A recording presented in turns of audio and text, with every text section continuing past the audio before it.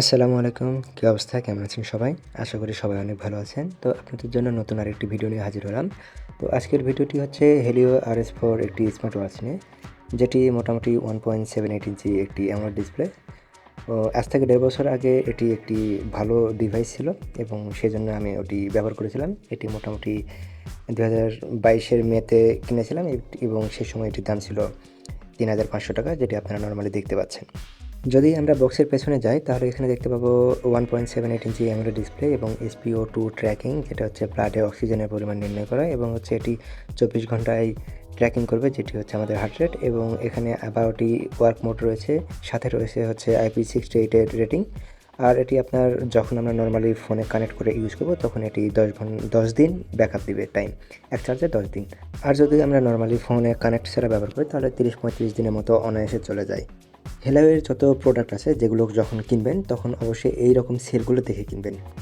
Box content হিসেবে এই দুটি জিনিসই ছিল, একটি চার্জিং ডঙ্গল এবং হচ্ছে ওয়াচ, এবং সাথে একটি অবশ্য ম্যানুয়াল বইও ছিল, যেটা আসলে খুব ইমার্জেন্সি না। এবং এটি আমি নর্মালি ১.৫ বছর থেকে ইউজ করছি এবং সেটার জন্য স্ক্র্যাচ যেন না পড়ে সেটার জন্য আমি একটা স্কিন পেপার ইউজ করছি। একটা বিষয় লক্ষ্য করবেন, যখন আমরা এই সাইডের ফ্রেমগুলো অ্যালুমিনিয়াম কিনি তখন একটি প্রবলেম ক্রিয়েট হয়, যেটা হচ্ছে যে যদি আমাদের হাত ঘেমে যায়, লবণাক্ত যে পানিগুলো যখন অ্যালুমিনিয়াম বডিতে লাগে তখন এই যে সাদা সাদা যে জিনিসগুলো দেখতে পাচ্ছেন সেগুলো অ্যালুমিনিয়াম বডিটাকে নষ্ট করে ফেলে, ক্ষয় করে ফেলে, তখন জিনিসটা দেখতে একটু অকাট লাগে, খারাপ লাগে। আর এই ওয়াচটার সাইডে অ্যালুমিনিয়াম হলেও পেছনে হচ্ছে প্লাস্টিক, যেটি অনেক শক্তিশালী। আমি বাইক চলাকালীন সময়ে হাত থেকে পড়ে গেছিলো, যদিও তখন থেকে কোনো প্রবলেম হয়নি, এখন আমি ঠিকঠাক মতো ব্যবহার করছি। তো এখানে যে ম্যাগনেটিক ডকটা আছে সেটি অনেক স্ট্রং, যেটা মনে করেন যে মোটামুটি খুব ভালো বলা যায়, ঝাঁকি না দিলে পড়ে না, নর্মালি আটকে থাকে। এটি চার্জ দেওয়ার জন্য অবশ্যই আপনাকে 5 ভোল্টের অ্যাডাপ্টার ব্যবহার করতে হবে, যেটি আমি নর্মালি ব্যবহার করে থাকি, শাওমির অ্যাডাপ্টারই, যেটা আমি ফোনে চার্জ দিয়ে থাকি।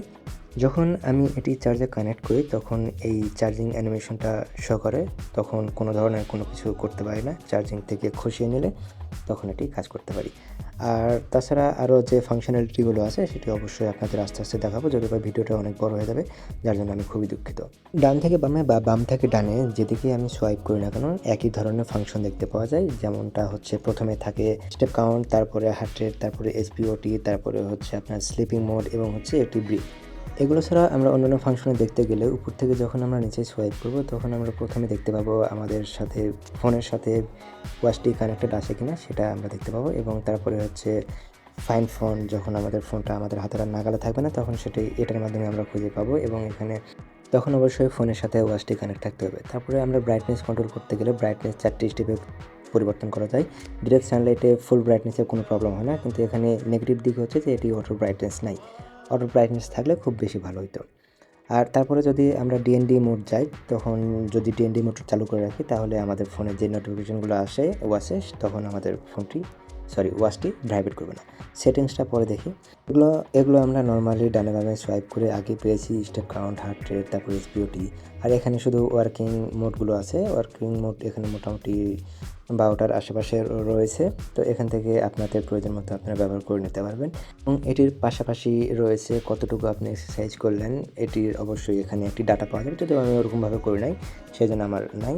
তারপরে হচ্ছে ওয়েদার, তারপরে হচ্ছে আপনার স্লিপিং মোড, নোটিফিকেশন, এখানে আপনারা বাংলা দেখতে পাবেন, বাট ভাঙ্গা বাংলাগুলো দেখা যায়, যার জন্য খুব একটা ভালো বোঝা যায় না। তারপরে হচ্ছে মিউজিক কন্ট্রোল, স্টপ ওয়াচ, তারপরে হচ্ছে আপনি কতটুকু টাইম দিয়ে একটা স্টপ ওয়াচ রানিং করতে চান সেটাও করতে পারবেন। আমার কাছে একটি জিনিস খুবই খারাপ লাগছে, যে একটা জিনিসই 2-3 জায়গাতে দিয়ে রাখছে, তারা চাইলে এটির পরিবর্তে অন্য কিছু করতে পারতো, অন্য কোনো আইটেম অ্যাড করতে পারতো, যেমন এখানে কোনো ধরনের ক্যালকুলেটর নাই, হ্যাঁ, তো এগুলো চাইলে অ্যাড করতে পারতো। তো আমরা সেটিংসে গেলে দেখতে পাবো যে ওয়াচ ফেস সেটা আমরা এখান থেকে কন্ট্রোল করতে পারবো, বা আমরা হচ্ছে হোম স্ক্রিন থেকে চাইলে পরিবর্তন করতে পারবো। এরপর আসলো ব্রাইটনেস কন্ট্রোল, যা আমরা নর্মালি এর আগে 2বার দেখে আসলাম, এখানে একটা 3বার হইলো। তারপরে হচ্ছে অ্যাবাউট সেকশন, তারপরে পাওয়ার অফ সেকশন। তো যদি আমরা পাওয়ার অফ করি তখন আমরা অন করতে চাইলে আমাদের যে বাটনটা আছে ওয়াচের, সেই ওয়াচের বাটনটা দিয়ে আমরা পাওয়ারটা অন করতে পারবো। ফার্স্টে কেনার সময় আমি যখন ভিডিও দেখি তখন তারা মোটামুটি ভালো বলেছিল ডিসপ্লের দিকে এবং হচ্ছে সেন্সরের দিকে। সেন্সর মোটামুটি 95% অ্যাকুরেসি আছে, তো অবশ্যই এটা অনেক ভালো। আর বেল্টের দিকে অনেক ভালো, হাত নর্মালি ঘামায় না যদি আপনি টাইট করে না বাঁধেন। যদি আলো বাতাস যা করে তাহলে ভালো একটা ব্যাকআপ দিবে।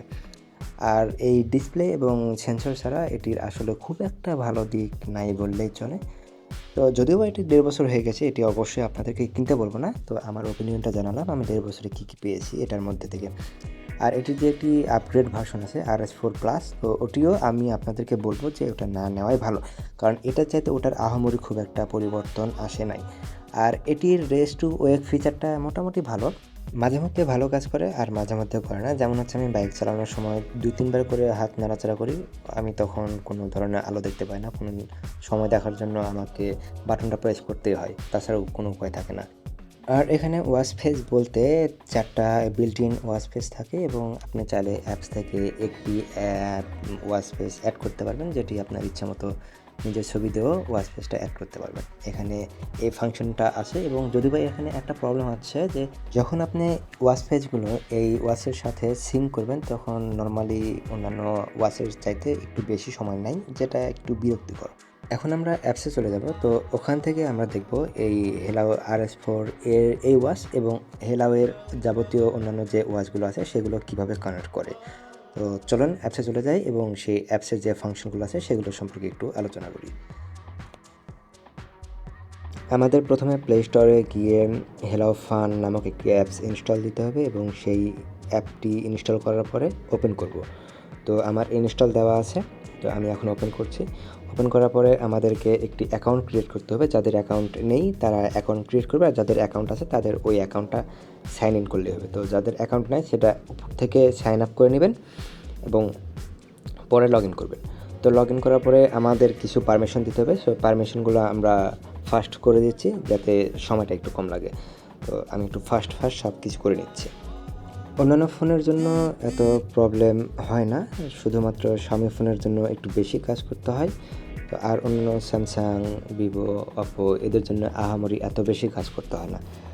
নর্মালি ইনস্টল দিলে সামথিং কিছু পারমিশনের কাজ করলে হয়ে যায়, বাট Xiaomiতে একটু বেশি কাজ করতে হয়, যেটা একটু প্যারাদায়ক। প্রথম একটু ঝামেলা হয়, বাট আস্তে আস্তে সেটি আর কি ঠিকঠাক হয়ে যায়। তো যাই হোক, আমি আমার কাজগুলো মোটামুটি করে নিচ্ছি। তো আমি এখানে প্রথমে সার্চ দেওয়ার পরে আমি আমার ডিভাইসটি পেলাম। ডিভাইসটি পাওয়ার পরে আমি সেখানে পারমিশন দিচ্ছি। তো আমার ডিভাইসে একটি নোটিফিকেশন যায়, যেটার মাধ্যমে যে আমি কি এটাই অ্যাক্টিভ করতে চাই বা চাই না। তো আমাকে অবশ্যই সেখানে ওকে করে দিতে হয়, দেন আমাকে বাদবাকি কাজগুলো এভাবে করে নিতে হয়। আপনাদের একটি কথা বলতে ভুলে গিয়েছিলাম, এই স্মার্ট ওয়াচটি কল সাপোর্ট করে না। মানে কেউ কল দিলে স্মার্ট ওয়াচ থেকে আমি কথা বলতে পারবো না, শুধুমাত্র নোটিফাই করবে এবং কলটা কেটে দিতে পারবো। আমি অ্যাকচুয়ালি কথা বলা স্মার্ট ওয়াচগুলো পছন্দ করি না, যার জন্য আমার এটি নেওয়া। তো আমার সব কিছুই পারমিশন দেওয়া কমপ্লিট এবং ওয়াচটি অ্যাড করা কমপ্লিট। শুধুমাত্র আমার একটি পারমিশন বাকি আছে, যেটি হচ্ছে কল। তো আমি এখন কলটাকে অ্যাড করব। কলটাকে অ্যাড করলে আমার যতগুলো কল ফোনে আসবে সেগুলো ব্লুটুথের মাধ্যমে আমার ওয়াচে শো করবে। তো আমার কলটাও অ্যাড করা কমপ্লিট হয়ে গেছে এবং আমি একটু ফার্মওয়্যারটা চেক দিয়ে নিব যে এখানে আর কোনো ফার্মওয়্যার আপডেট নেবে নাকি।